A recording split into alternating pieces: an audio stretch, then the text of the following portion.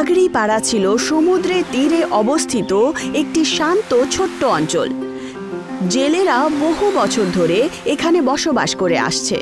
সমুদ্র তীরে বসবাসকারী এসব মানুষ প্রতিদিন সাগর থেকে মাছ ধরে বিক্রি করে অর্থ উপার্জন করে।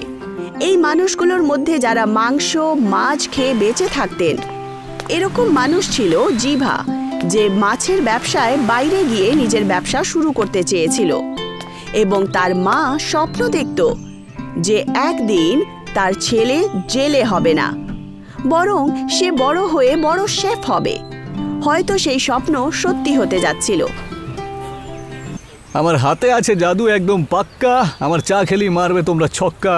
আরে ভেবো না, এসো এসো, আমার চা আর খারির স্বাদ একবার ভালো করে চেখে যাও। চা আর খাড়ির স্টল, এটি জিভার ছোট্ট এবং সুন্দর ব্যবসা ছিল। তবে এত সুন্দরভাবে এবং সততার সাথে কাজ করেও জিভা সাফল্য পাচ্ছিল না। অর্থ উপার্জন করলেও নাম ও পরিচয় খুঁজছিল সে সেটা পাচ্ছিল না। হতাশ হয়ে জিভা এই ব্যবসাটিও বন্ধ করে দেয়। এখন আমি কি করি? ভেবেছিলাম যে আমি আমার মায়ের মতনই ভালো কিছু তৈরি করব, ওনার রেসিপিটাকে লোকজনের কাছে পৌঁছে দেব, কিন্তু আমার পুরো ব্যবসাই তো বন্ধ হয়ে গেল। এখন আমি আমার মায়ের স্বপ্ন কি করে পূরণ করব? আমি অত্যন্ত অপদার্থ একটা ছেলে, আমাকে ক্ষমা করে দাও মা, আমাকে ক্ষমা করে দাও। বেচারা জিভা প্রতিবারই যে ব্যর্থতা পেয়েছে তাই বিরক্ত হয়ে ওঠে। আবার সেই পুরনো কাজ শুরু করে দেয় সে, মাছ বিক্রি করা। সকালে মাছ ধরা আর সন্ধেবেলা তা বিক্রি করে বাড়ি ফেরা, সেটাই তার জীবন ছিল।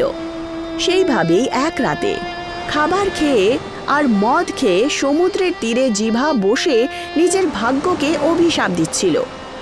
দূর বাবা, এমন মনে হচ্ছে যেন জীবনে আর কোনো উদ্দেশ্যই নেই, আমার কোনো মানেই নেই বাঁচার। খাওয়ার স্টলটা বন্ধ হয়ে গেল, চায়ের স্টলটা বন্ধ হয়ে গেল। এখন আমি কি যে করি বুঝতে পারছি না। কি করব আমি? বলে দাও, আমি কি করব? সৌভাগ্যবশত জিভা খুব হতাশ হয়ে গেছিল। সে নেশায় কি কি বলছিল সে নিজেও জানছিল না, কিন্তু তক্ষুনি তার মুখে নীল আলো পড়তে শুরু করে। আস্তে আস্তে তার জ্ঞান ফিরে আসে, আর যেইমাত্র সে চোখ খোলে সে দেখতে পায় পুরো সমুদ্র নীল আলোয় ঝলমল করছে। হঠাৎ বাতাস বইতে শুরু করে আর সমুদ্রে ঢেউ ওঠে, আর ঢেউ আকাশ পর্যন্ত পৌঁছায় আর একটা পরীর রূপ ধারণ করে নেয়। আরে এটা আবার কি? জলপরী আস্তে আস্তে জিভার দিকে এগোতে থাকে। জিভা চিৎকার করে তার থেকে দূরে পালায়। বাঁচাও, বাঁচাও আমাকে! কোথায় পালাচ্ছ? আমাকে ভয় পাওয়ার দরকার নেই। তুমি তুমি তুমি কথা বলতে পারো? হ্যাঁ, কিন্তু তুমি কাঁদছো কেন? তাহলে আমি কি করি? আমার একটাও ব্যবসা ঠিকঠাক করে চলছে না। আমার মায়ের স্বপ্ন ছিল যে আমি একটা বড় হব, একটা বড় শেফ হব, কিন্তু কি হলো? জিরো, সব কিছু জিরো। আমার কিচ্ছু হবে না, কিচ্ছু হবে না আমার দ্বারা। ব্যাস এইটুকু ব্যাপার? এই নাও, এই নাও আমার সিক্রেট রেসিপি বই। এতে আছে রান্নার রহস্যময়ী কৌশল খাবার বানানোর। যদি তুমি এটা দেখো তাহলে অবশ্যই নিজের ব্যবসায় সফল হবে। কি সত্যি? হ্যাঁ সত্যি। ব্যাস প্রতিবার পড়ার আগে শুধু একটি মন্ত্র পাঠ করতে হবে, যাতে এই জাদুই বইয়ের শক্তি তোমার রেসিপিতে প্রবেশ করে। তবে হ্যাঁ, কিছুটা সাবধানে, কারণ এই বইটা যতটাই ভালো ততটাই বিপজ্জনক। কোনো ব্যাপার না, আমি রাজি আছি।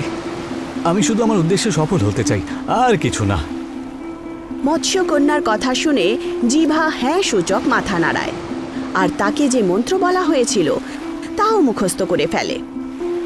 ওম গিলি গিলি ফট, হে রহস্যময়ী বই, আমার হাত দিয়ে এমন একটা চমৎকার করে দাও যে লোকজন আমার হাতে তৈরি করা খাবার খেয়ে ওই যে কি যেন বলে, হ্যাঁ, একদম মন্ত্রমুগ্ধ হয়ে যাবে। জিভা মৎস্যকন্যার দেওয়া মন্ত্রটি আবৃত্তি করল, আর বইটি বাতাসে উড়তে শুরু করে। এই পৃষ্ঠাগুলো নিজে নিজেই উল্টোতে শুরু করে, আর তারপরে বইটি নিজে নিজেই জিভার হাতে এসে আটকে যায়। জিভা দেখতে পায় যে সেই বইয়ের পাতায় পাতায় ছিল রহস্যময়ী ক্র্যাব বেকের রেসিপি। জিভা পড়ে খুব খুশি হয়ে ওঠে। এমন চমৎকারী রেসিপি সে আজ অবধি দেখেনি। যেইমাত্র জিভা সিদ্ধান্ত নেয় যে এবার সে কেকড়ার বেক করবে, তক্ষুনি নীল আলো তার শরীরে ঢুকে যায় এবং জিভার মুখ আত্মবিশ্বাসে উজ্জ্বল হয়ে ওঠে। পরের দিন জিভা খুব উৎসাহ এবং প্রস্তুতি নিয়ে কেক বেক করা শুরু করে দেয়। এই হলো কেকের পিস, আর এই হলো সমুদ্রের নুন দিয়ে তৈরি করা ক্যারামেল সিরাপ, নারকেল আর শুকনো গোলাপ দিয়ে তৈরি করা মালাই, চকলেটের ঘোল যার মধ্যে সমুদ্রের নুন আর লেবুর খোসা দিয়ে একটা দুর্দান্ত জিনিস আছে, আর উপর দিয়ে দুটো চকলেটের চোখ, ঠিক যেন মনে হচ্ছে একটা কাঁকড়া তাকিয়ে রয়েছে। এই নাও, হয়ে গেছে আমার কাঁকড়ার কেক তৈরি। বাহ! জিভার অনন্য আবিষ্কার হয়ে উঠেছিল কাঁকড়ার কেক। সে একই সাথে তার নতুন কেকের স্টলও শুরু করে দেয়। জিভা একটু ভয় পেয়ে গেছিল। তার আশঙ্কা ছিল এই ব্যবসায় যদি মুখ থুবড়ে পড়ে তাহলে তার একেবারেই ক্ষতি হয়ে যাবে। কিন্তু কথায় বলে না, যে কঠোর পরিশ্রম করে সে ভগবান হয়ে যায়। ঠিক এমনটাই ঘটেছে জিভার সাথে। বাহ, এটা তো একটা কাঁকড়ার আকৃতির কেক। এটি খুবই আকর্ষণীয় দেখাচ্ছে। মা, আমি কি এটা খেতে পারি? আরে এতে জিজ্ঞাসা করার কি আছে? আরে নিয়ে নাও, খেয়ে নাও। অবশেষে জিভার পরিশ্রমের ফল মিলল। কাঁকড়ার মতো ভয়ঙ্কর দেখতে কেকটি মানুষের মন জয় করতে শুরু করে। দেখতে দেখতে জিভার কেকের স্টলের পাশেই লোকেদের দীর্ঘ লাইন দেখতে পাওয়া যায়। তার ব্যবসা খুব ভালো চলে। হায় ঈশ্বর, কি যে বলি আপনাকে, আপনার সত্যিই জবাব নেই দেখছি।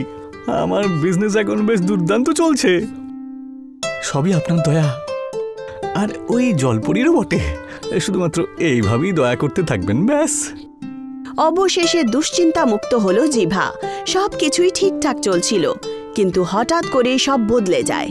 জিভার স্টলে আসা লোকের সংখ্যা বাড়ছিল, কিন্তু জিভার কেন অদ্ভুত একটা লাগছিল। সে মনে করল যে মানুষ শুধু কাঁকড়া কেকের জন্য ক্ষুধার্ত হয়ে পড়ছে। তারা স্টলে আর কোনো কিছু চায় না, শুধু সেই কেকই খেতে চায়। জিভাকে তার বানানো বাকি খাবারগুলো ফেলে দিতে হচ্ছিল। এই দাঁড়াও, এই দেখো, আমি এক্ষুনি একটা কেক তৈরি করে আনছি, কিন্তু তোমরা সবাই চুপচাপ থেকো। আরে জিভা দাদা, এসব কি হচ্ছে কি? এই সমস্ত লোকজন পাগলের মতন কেন আচরণ করছে বলো তো? আর ওই কাঁকড়ার কেকে এমন কি আছে যে সবাই ওর জন্য একেবারে পাগল হয়ে রয়েছে? ডিনুর কথায় জিভা চিন্তায় পড়ে যায়, এসব হচ্ছেটা কি? তক্ষুনি সে দেখতে পায় স্টলের বাইরে দাঁড়িয়ে থাকা লোকেদের মধ্যে অসন্তুষ্টি ছড়িয়ে পড়ে। লোকেরা হাতাহাতি করছিল। তা দেখে জিভা আশ্চর্য হয়। সে কিছুই বুঝতে পারছিল না।